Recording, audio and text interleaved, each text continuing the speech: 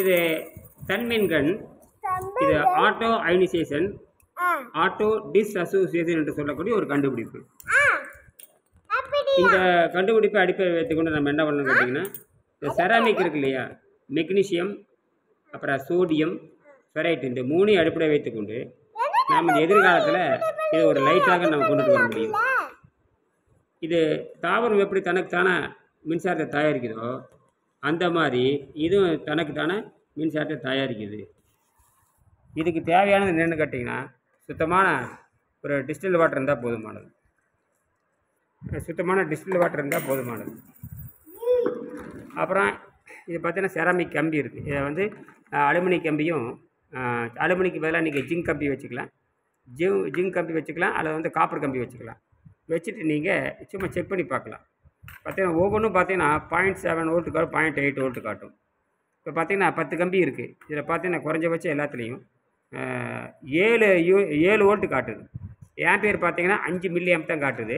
Volt வந்து 7000 milli volt காட்டுது. Ampere பார்த்தீங்கன்னா ஒரு 10 மில்லி ஆம்பு இது காட்டுது. அதனால தான் நமக்கு வந்து குறைஞ்சபட்சம் ஒவ்வொன்றிலையும் 1 வோல்ட்டும் 200 மில்லி வோல்ட்டு கொண்டு வர மாதிரி நாம் செராமிக்கில் கொண்டு வர முடியும்.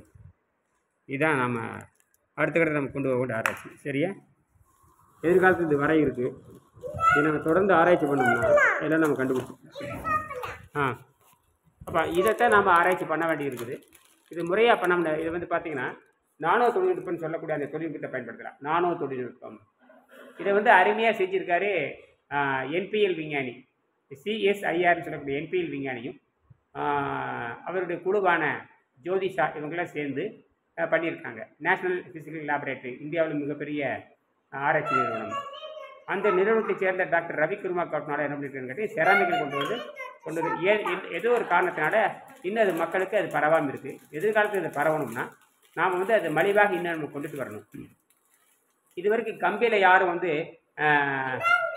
2 கம்பி, மாறுபட்ட 2 கம்பி, ஒரு காப்பர் கம்பியும் ஒரு ஜிங்க் கம்பி வைத்துக்கொண்டு 1 ml தண்ணியிலிருந்து 0.8 வோல்ட்டுமே 5 மில்லி ஆம்ப் இது வரைக்கும் யாரும் எடுத்தது கிடையாது.